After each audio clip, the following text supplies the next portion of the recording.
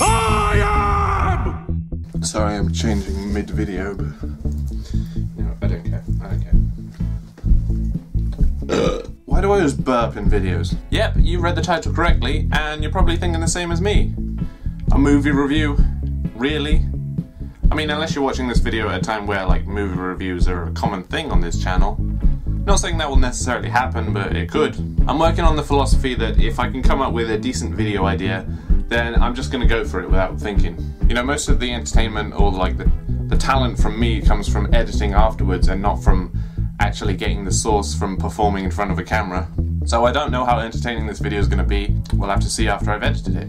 And reviews aren't a new concept for me, or the channel actually. But that's another story for another time. I promise I will tell you that story. But yeah, if a lot of this video seems like I don't really know what I'm talking about, it's because I don't. I didn't go into this film thinking I was ever going to make a review of it. It's just that I saw the film about a week ago or so with my dad and my sister, and I immediately had some thoughts on it. As anyone would, really. And since they don't want to hear them, I'll share them here with you guys. I'm joking, of course. My family do care. I need to stress that now, because I know they're watching. Yeah, I know you're watching. You found my channel. Great. That's excellent.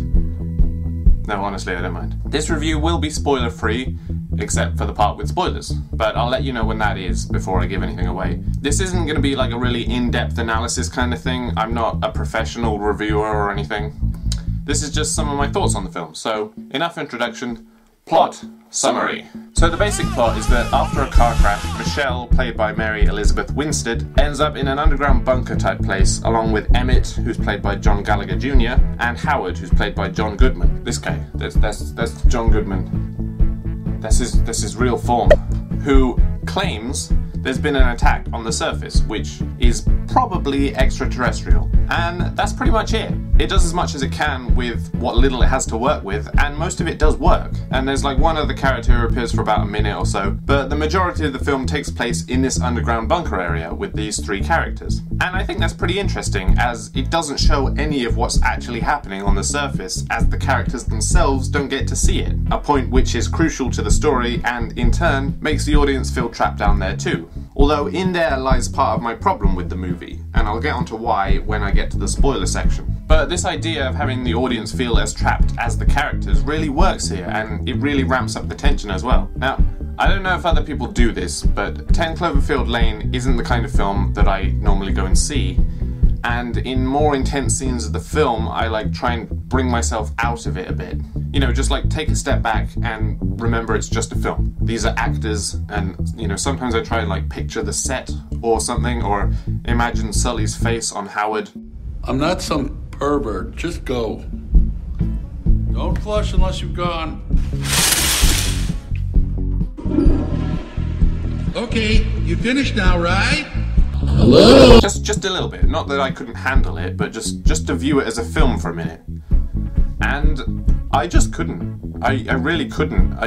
I couldn't get out of the film. It's a very tense and engaging film, and as my sister put it, it's a great film to watch at the cinema, but wouldn't be so good to watch again on DVD later. So if you do plan to see it, I'd say see it at the cinema, or at least with all the lights off or something. Okay, now I'll get on to the spoilers and my main problem with the film, and I'll also answer the question that people have probably been wondering after reading the title of the film. What is its relation to Cloverfield? Now, I've never actually seen Cloverfield, but I know a lot about it. I know enough about it. I know what it looks like, I know how it's done, I've seen parodies of it, and to be honest, the film bears little to no relation to Cloverfield other than the extraterrestrial threat, and as my dad put it, you could relate that to any film with an alien invasion. I know I keep quoting my family, but you guys made good points. It's almost the opposite of Cloverfield, in a sense. Imagine Cloverfield is like a big box with not that much in it, whereas 10 Cloverfield Lane is an immensely smaller box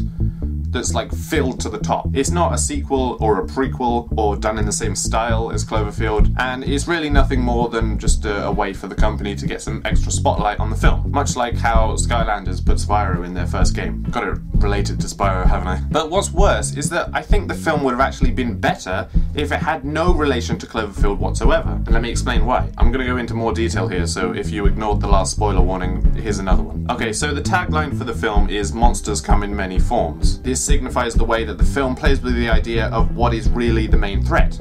Because it isn't the aliens, it's Howard. He's the one who's portrayed as the antagonist. Over the course of the film, he's the one claiming that the surface is dangerous, and the other two characters aren't given any proof of this, other than Emmett claiming he saw a flash of light or something. And over the course of the film, we're given more and more reasons not to trust him, up until a point where he... Final spoiler warning. He kills Emmett. It at least seems like we're meant to distrust him, or anything he says. He's keeping Michelle down here as a prisoner, and not someone that he rescued from a car crash that he accidentally caused. And when she finally gets out onto the surface and blows up the bunker, she finds out that it's not contaminated at all, and it's all perfectly safe.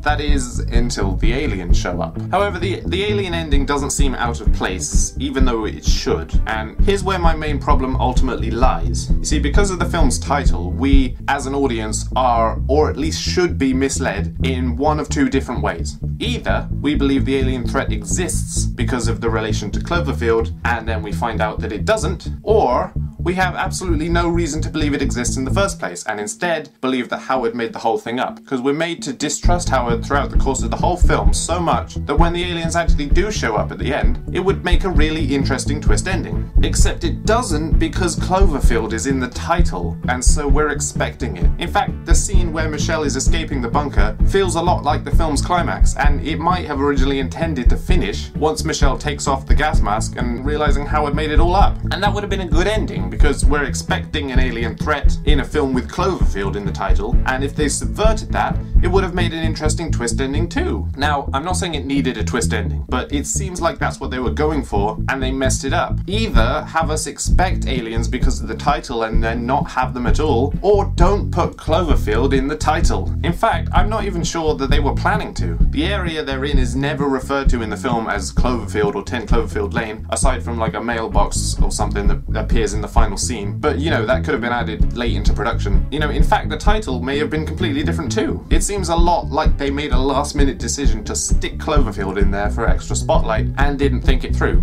In fact, give me a second. Alright, look, I'm on the Wikipedia page, and I know people say you shouldn't trust Wikipedia, but it's right like 95% of the time. But look at this, look. The film was developed from a script called The Cellar, but under production by Bad Robot, it was turned into a spiritual successor of the 2008 film Cloverfield. Okay, now, I know I've scripted this review, but I honestly didn't know that before writing that last part of the script. And, you know, this just tells me that that was just an obvious bad move on Bad Robot's part. Bad Robot, you messed up.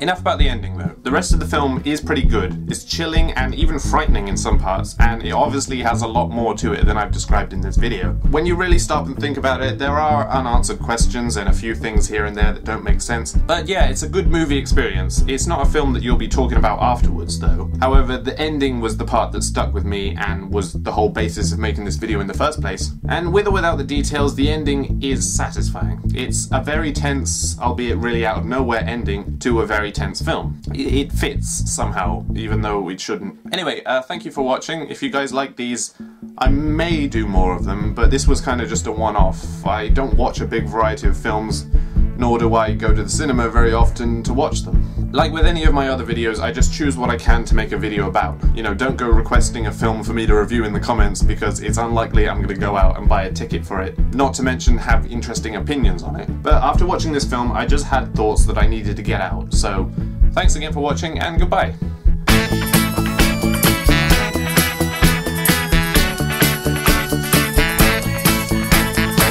So the basic plot is that after an